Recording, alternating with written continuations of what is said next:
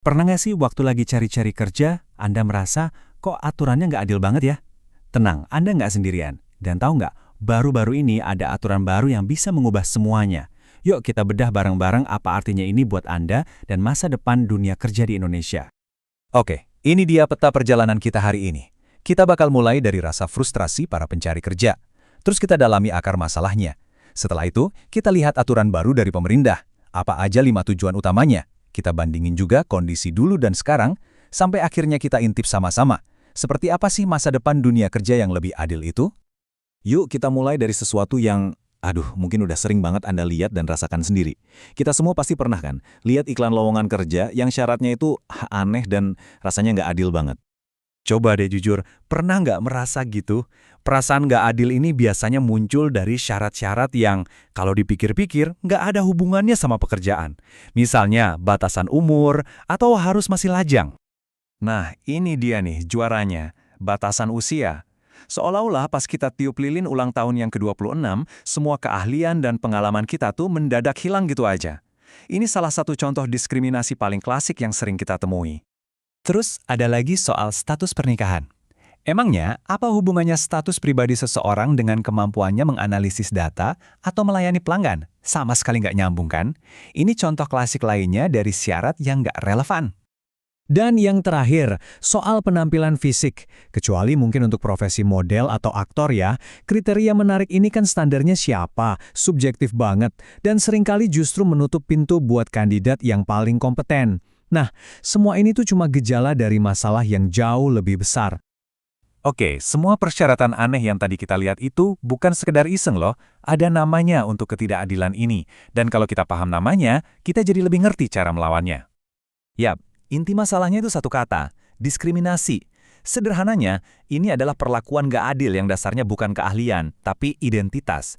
Hal-hal yang sama sekali gak ada urusannya sama kemampuan seseorang buat kerja. Untungnya nih, masalah ini akhirnya dapat perhatian serius.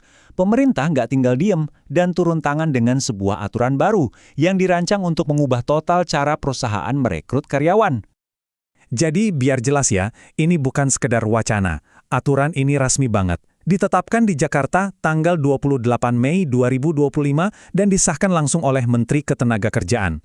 Ini adalah sebuah langkah yang tegas dari pemerintah untuk melawan diskriminasi kerja. Intinya sih sederhana banget. Praktek-praktek tadi sekarang resmi dilarang. Nggak boleh lagi ada batasan usia, nggak boleh lagi ada syarat fisik yang aneh-aneh. Sekarang fokusnya harus pada proses rekrutmen yang objektif, adil, dan terbuka buat semua orang. Terus, apa sih tujuan besar di balik aturan ini? Nah ini penting, ini bukan cuma soal larangan, tapi ada 5 tujuan utama yang mau dicapai. Dan ini dampaknya buat kita semua. Coba bayangin deh, kelima tujuan ini tuh nyambung semua, kayak efek domino. Dimulai dari kesetaraan kesempatan, yang otomatis menghapus diskriminasi. Ini memaksa perusahaan untuk fokus pada kompetensi, yang pada gilirannya akan meningkatkan kualitas tenaga kerja kita. Dan ujung-ujungnya, tentu saja mendukung pertumbuhan ekonomi nasional. Semuanya saling terhubung. Oke, teori sama tujuan udah jelas. Tapi, gimana wujudnya di dunia nyata? Mari kita lihat perbandingan langsung bagaimana seharusnya iklan lowongan kerja berubah dengan adanya aturan ini. Nah, ini dia perubahannya. Jelas banget kan? Dari yang sebelumnya fokus ke angka, yaitu usia, sekarang fokusnya pindah ke apa yang beneran penting, kemampuan dan keahlian. Ini perubahan yang mendasar banget. Aturan ini pada dasarnya memaksa kita semua untuk mengubah jarak pandang. Bukan lagi tentang siapa Anda atau berapa umur Anda, tapi tentang apa yang bisa Anda lakukan. Singkatnya, kompetensi jadi raja. Perubahan ini efeknya nggak cuma di iklan lowongan loh, dampaknya jauh lebih luas dari itu. Berpotensi membentuk ulang seluruh ekosistem ketenagakerjaan di Indonesia. Kita bisa lihat efek berantainya di sini. Dengan kesempatan yang lebih luas, fokusnya akan lari ke kompetensi. Nah, kalau orang yang tepat mengisi posisi yang tepat, angka pengangguran bisa ditekan, dan kualitas angkatan kerja kita secara nasional juga bakal meningkat. Jadi kesimpulannya apa? Aturan ini benar-benar membuka pintu bagi para pekerja berpengalaman, mendorong perusahaan untuk merekrut dengan lebih cerdas, dan pada akhirnya menciptakan pasar kerja yang lebih kompetitif dan kuat. Ini adalah kemenangan untuk semua pihak. Aturannya sudah ada, tujuannya juga sudah sangat jelas. Tapi pertanyaan terbesarnya sekarang kembali ke kita semua. Apakah kita sebagai masyarakat dan pelaku industri benar-benar siap untuk melakukan pergeseran budaya ini? Siap untuk menilai seseorang murni dari kemampuannya? Nah, itulah tantangan yang sesungguhnya.